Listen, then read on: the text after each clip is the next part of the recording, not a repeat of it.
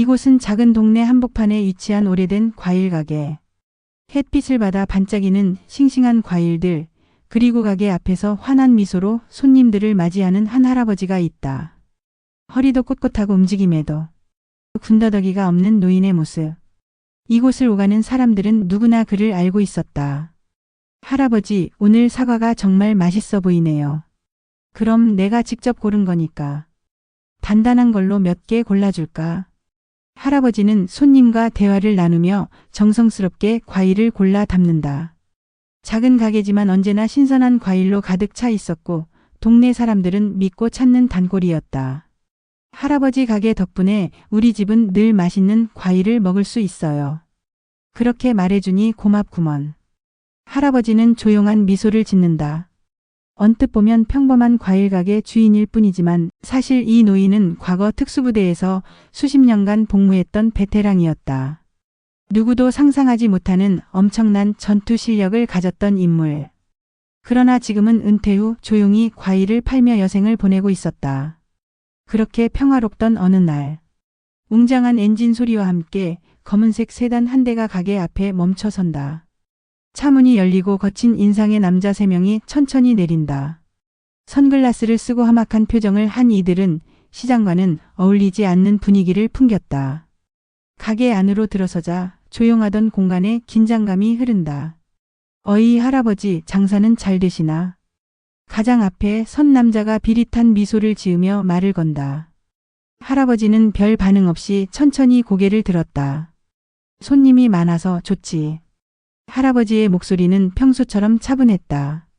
그러나 그의 눈빛은 싸늘했다. 하지만 조폭들은 이를 눈치채지 못했다. 그저 평범한 노인이 자리를 지키고 있다고 생각할 뿐이었다. 그래, 잘 됐네. 그럼 자리세 좀 내셔야지. 이 구역에서 장사하려면 우리한테 돈을 내야 하는 거 모르셨나? 앞에 있던 남자는 가게 안을 둘러보며 천천히 걸어 다녔다. 그러다 선반에 놓여있던 싱싱한 사과 하나를 집어들었다. 아이고, 과일이 참 싱싱하네. 할아버지가 정성을 많이 들이셨나 봐. 그는 사과를 손에 들고 천천히 굴리더니 갑자기 힘을 주어 손가락으로 움켜쥔다. 과즙이 손가락 사이로 흘러내렸다. 그리고는 바닥에 툭 던진다. 그런데 말야, 이런 싱싱한 과일이 계속 남아있으려면 가게도 무사해야 할 텐데. 안 그래? 조폭들은 비웃으며 일부러 과일을 떨어뜨리기 시작했다. 주황색 귤이 바닥을 굴러다녔다. 빨간 사과는 터지면서 즙이 튀었다. 할아버지는 아무 말 없이 이 모습을 바라보았다. 그러나 그 눈빛은 조금씩 변화하고 있었다. 야 할배, 우리는 말이야 이 동네 장사하는 사람들한테 도움을 주는 사람들이야. 뭐 쉽게 말하면 보호해주는 거지. 조폭 중 한 명이 팔짱을 끼고씩 웃으며 말했다. 그 보호를 받으려면 적당히 돈을 내야 할 거 아냐? 안 그래? 다른 조폭이 고개를 끄덕이며 말했다. 가게 계속 운영하고 싶으면 그냥 조용히 돈 내. 아니면 가게 문 닫아야 할 수도 있어. 할아버지는 천천히 앞치마를 벗어 가게 한쪽에 내려놓았다. 그 움직임은 느긋했지만 이상하리만큼 위압적이었다. 조폭들은 그저 노인의 헛된 허세라고 생각했다. 야 할배, 갑자기 앞치마는 왜 벗어?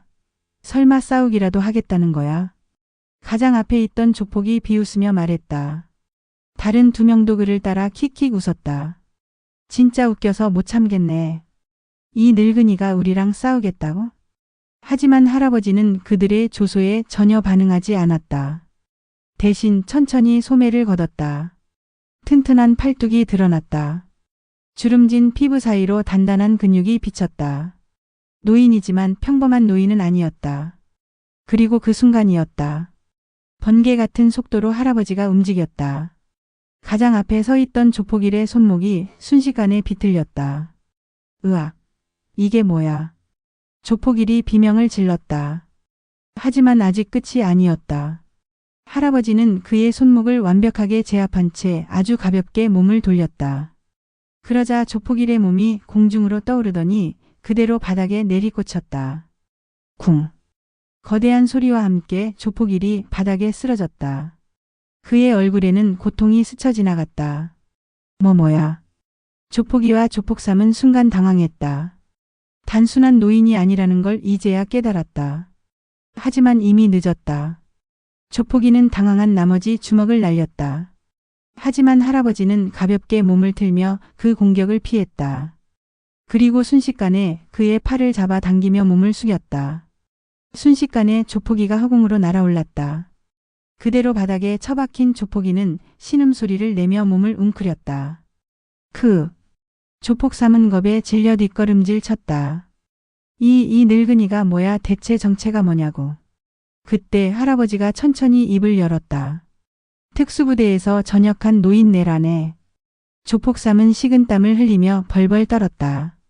방금 전까지는 힘없는 노인이라 무시했지만 지금 눈앞에 있는 남자는 완전히 다른 존재였다. 이건 단순한 싸움 실력이 아니었다. 전장에서 단련된 진짜 강자의 움직임이었다.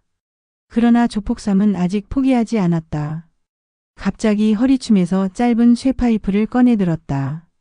이거면 어떻게든 되겠지. 그는 필사적으로 쇠파이프를 휘둘렀다. 하지만 그 순간 할아버지는 빠르게 그의 손목을 붙잡았다. 그리고 아주 가볍게 손을 비틀었다. 퍽 하고 쇠파이프가 바닥으로 떨어졌다. 조폭삼은 얼굴이 하얗게 질렸다. 으악, 살려주세요. 마침내 그들의 태도가 완전히 바뀌었다. 할아버지는 천천히 조폭삼의 손목을 놓아주었다. 그리고 아무렇지도 않은 얼굴로 말했다. 내가 좋게 말할 때 돌아갔어야지. 조폭들은 이제야 깨달았다. 이 노인을 건드린 것이 얼마나 큰 실수였는지를. 바닥에는 신음하는 조폭들이 널브러져 있었다. 조폭일은 손목을 붙잡고 괴로워했고 조폭이는 얼굴을 찡그린 채 쓰러져 있었다. 조폭삼은 아직도 충격에서 벗어나지 못한 채 할아버지를 바라보았다. 그들은 이제야 깨달았다. 이 노인은 단순한 가게 주인이 아니라는 것을. 이곳에 자리세를 받으러 왔다가 자신들이 오히려 제압당했다는 사실이 믿기지 않았다. 하지만 할아버지는 여전히 차분했다.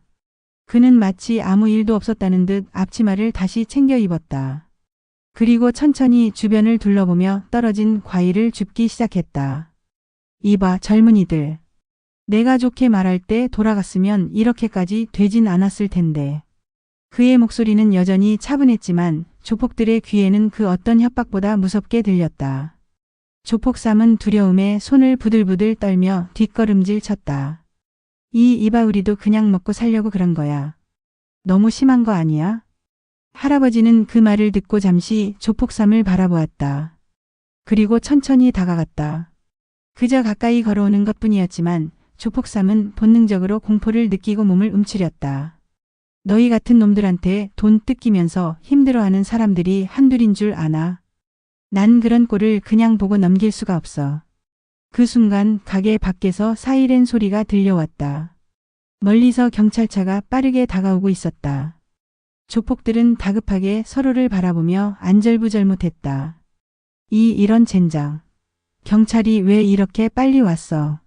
할아버지는 미소를 지으며 손을 들어가게 밖을 가리켰다. 이 동네 사람들 생각보다 정의감이 강해서 말이야. 누가 신고했겠지? 조폭들은 할아버지를 한번 노려보았지만 감히 덤빌 엄두를 내지 못했다. 조폭일과 조폭이는 다급하게 일어나 도망치려고 했다. 그러나 할아버지는 빠르게 몸을 움직였다. 그는 조폭일의 어깨를 단단히 잡아 그대로 땅에 눌러버렸다. 조폭이도 도망치려다 할아버지의 발에 걸려 앞으로 고꾸라졌다. 조폭삼은 두 명이 당하는 걸 보자 더더욱 겁을 먹고 손을 번쩍 들었다. 할아버지. 제발 살려주세요. 경찰에만 넘기지 말아주세요. 다시는 안 올게요. 하지만 할아버지는 조용히 고개를 저었다. 내가 널 용서한다고 해서 다른 사람들이 너희를 용서할까? 그때 경찰차가 멈추고 경찰들이 빠르게 내렸다. 여기서 난동 부린다는 신고받고 왔다. 또 너희들이냐? 경찰들은 이미 조폭들의 얼굴을 알고 있었다. 여러 차례 신고가 들어왔던 유명한 조직이었다. 경찰 중 한 명이 상황을 보고는 깜짝 놀란 표정을 지었다. 이거 할아버지가 이놈들을 제압한 겁니까? 할아버지는 가볍게 고개를 끄덕였다. 이 동네에서 장사하면서 자리세를 받겠다고 협박하더군. 그래서 내가 조금 단련시켜줬지. 경찰들은 어이없다는 표정을 지으면서도 이내 웃음을 참았다. 쓰러져 있는 조폭들을 보니 그 말이 과장이 아니라는 걸 알 수 있었다. 자, 이놈들 전과 기록도 있으니 일단 모조리 연행해 가겠습니다. 경찰들은 조폭들의 손목에 수갑을 채웠다. 조폭들은 마지막까지 할아버지를 바라보며 이를 갈았지만 도망칠 수 없었다. 조폭일이 씩씩대며 말했다. 이 늙은이 다음엔 가만 안 둔다. 하지만 할아버지는 무덤덤하게 대꾸했다. 다음이 있을까? 그 말 한마디에 조폭들은 다시 한번 얼굴이 하얗게 질렸다. 경찰들이 그들을 차에 태우자 시장 상인들이 하나둘 모여들었다. 할아버지 감사합니다. 그놈들 때문에 다들 불안했는데 이제야 속이 시원하네요. 이제 우리도 마음 편히 장사할 수 있겠어요. 할아버지는 미소를 지으며 고개를 끄덕였다. 그리고 다시 가게 안으로 들어가 바닥에 떨어진 과일을 주우며 조용히 말했다. 이제 다시 평소처럼 장사해야지. 그렇게 조폭들은 경찰에 연행되었고 동네는 다시 평온을 되찾았다. 가게 앞을 지나던 사람들은 한결 가벼운 표정이었다. 이제는 더 이상 험악한 얼굴을 한 남자들이 자리세를 요구하며 위협하는 일도 없었다. 며칠 후 과일 가게 앞. 밝은 햇살이 가게를 비추고 있었다. 할아버지는 여느 때처럼 사과를 손질하며 손님을 맞이하고 있었다. 할아버지, 요즘 조폭들 안 보이네요. 단골 손님이 농담처럼 물었다. 할아버지는 조용히 미소 지으며 사과를 닦았다. 응, 다들 반성 중이래. 손님들은 피식 웃으며 과일을 골랐다. 근데 할아버지, 젊었을 때 뭐 하셨어요? 그냥 몸 좀 굴렸지. 할아버지는 아무렇지 않게 대답하며 귤을 주머니에 넣어 건넸다. 이건 서비스야. 늘 찾아줘서 고맙네. 동네 사람들은 그저 평범한 가게 주인이라 생각했지만 그가 누구보다 강한 사람이란 사실을 아는 사람은 많지 않았다.